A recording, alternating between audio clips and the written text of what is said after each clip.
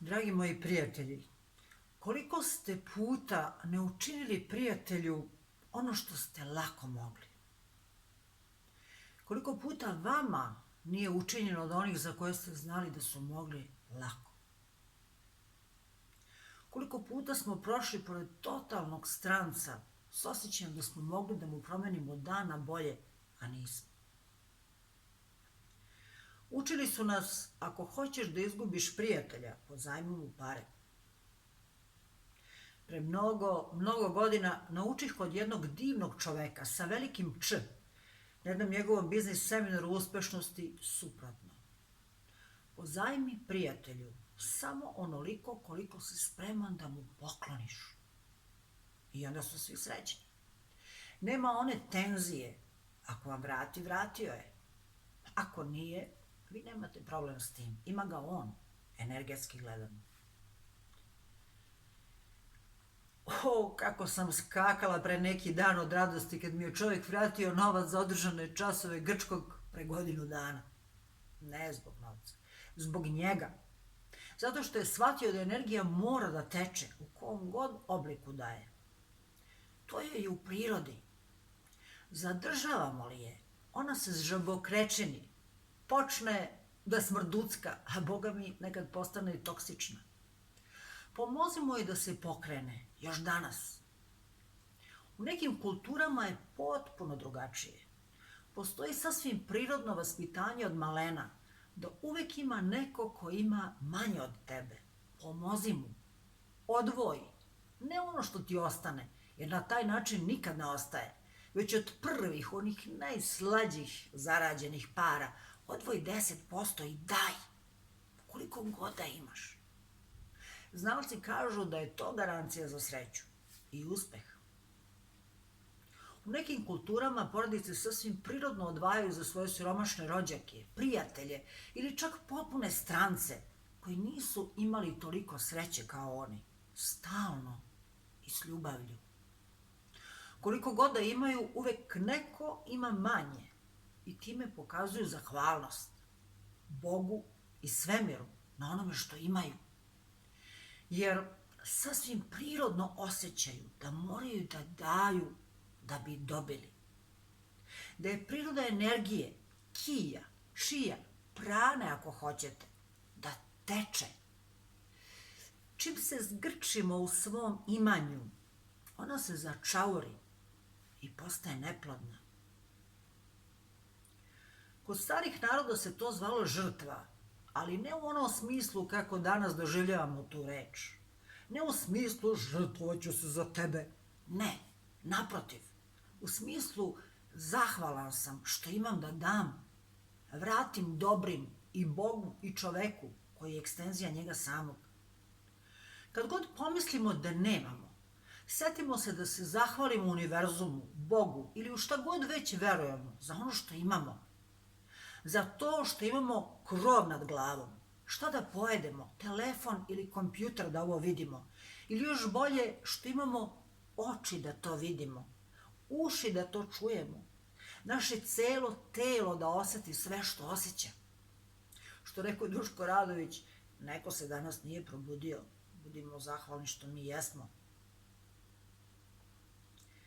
U Atini, gde sam dugo živela, kaže se: ako ti prijatelj danas traži 20 evra, to znači da nema da jede. Nepotrebno reći daj mu. Nepotrebno reći da oni to ne traže nazad. Ako neko u široj porodici ima problem, zdravstveni na primer, organizuje se zajednički porodični ručak gde članovi te male zajednice odvajaju koliko najviše može i pomažu onog trenutno najslabijeg, najugroženijeg. Time jačaju pre svega sebe i svoje zajedništvo, u svojoj nesebičnoj želji da pomognu. To im je već utkano u njihovu kolektivnu svest. I sad mi stoje slike pred očima, pred atinskim metroom, na Monastirakiju, u samom centru Atine. Starac leži u najlepšem kašmirskom, jarko crvenom ćebetu, sveže oprano. Neka od atinskih dama mu ga je donela, očigledno drag komad iz kuće. To je nečiji otac. I vi biste hteli da se neko postara o vašem, ako bi bio u situaciji da ne možete do njega ili ne znate gde je. U mom neposrednom komšiluku, na klupi na Palio Faliro, u prelepom starom kraju Atine, na 5 minuta od mora, osvane uredno obučen stariji čovek, očigledno poludeo u bolu, pričajući sam sa sobom. Dok sam otišla i vratila se sa pijace u kraju, već ga je čekao kraj njegovih stvari uredan beli veliki jastuk i par pomoranči. O, kako sam voljela u tom trenutku moju Atinu. Dodah još par voćki. Žena predivne sedo-plave duge kose, uredno pletene svako rano i jutro u ogromnu, prelepu kiku, u fantastičnim, skoro sasvim novim, poklonjenim dubokim cipelama, za nijansu prevelikim, koja spava u malom dečijem parku iznad obale, kad dece nema, pokrivena preko glave, da je neko ne bi uznemirio noću, jer je prelepa žena. Čak i ona svoju hranu deli s golubovima, koji imaju manje od nje. Puno golubova i ćuti. Eto ciklusa energetske razmene. Našla je sasvim prirodno način. Nečija je majka sa velikim bolom.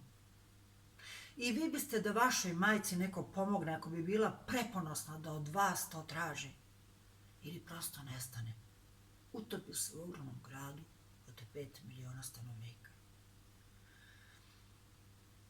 Ili jedan moj mladi, predivni prijatelj, Atinjanin, kapetan jahte, koji daje 10 evra mladiću prelepom, potpuno pogubljenom, s očima dobrim kao nebo, koji spava na ulici uz šljašteći izlog preskupih stvari koji ni ne primećuje.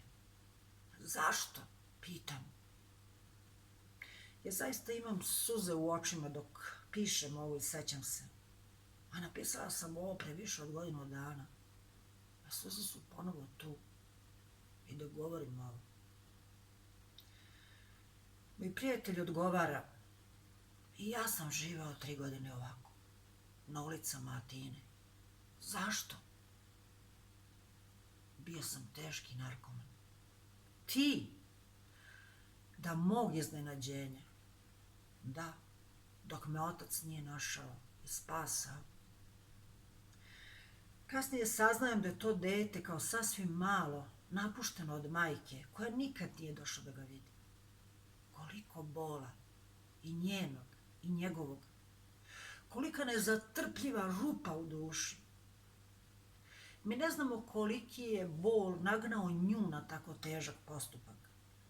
Ostavljanje u neizrecivom bolu bebe, suštinskog dela sebe. Hoću da verujem da je jedan deo njene duše pomagao neku drugu decu, u nadi da će neko drugi tamo daleko pomoći njeno.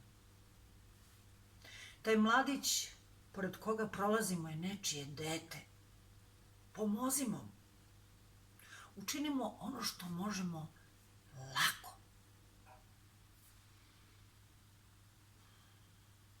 Mi generalno ne cenimo ono što imamo, a ono što smo dobili džabe najmanje. To nam se nekako podrazumeva. Zašto? Kad nas se pokazuje oko nas da postoje i oni manje srećni, bogalji na ovaj ili onaj način. Tu su da nas podsete ko smo, ljudi, humanoidi.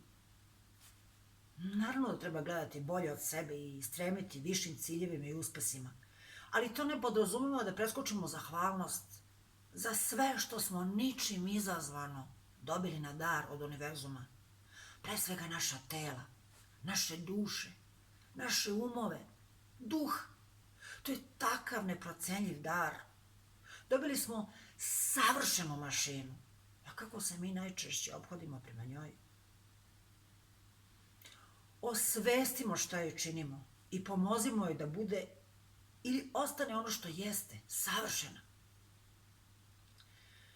Kekida nas uči, nemoj tražiti slabe tačke protivnika i tu ga udarati. Ti znaš da možeš da prebiješ dete ili nekog slabijeg od sebe. Kad vidiš da je tvoj prijatelj u sali ili u životu negde slab, ukaži mu na to nežno i pomozi mu da tu ojača.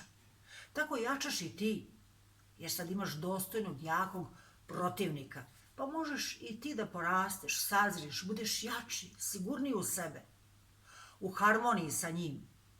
To isto važi za porodične, prijateljske i bilo koje druge odnose. Sve ono što je povezano sa nekom drugom energijom ne donosi dobro. Pre svega nama samima. Jer sve oko nas je ogledalo. Sva naša stvarnost. I sve nam se vraća. Umnoženo. Kad tad.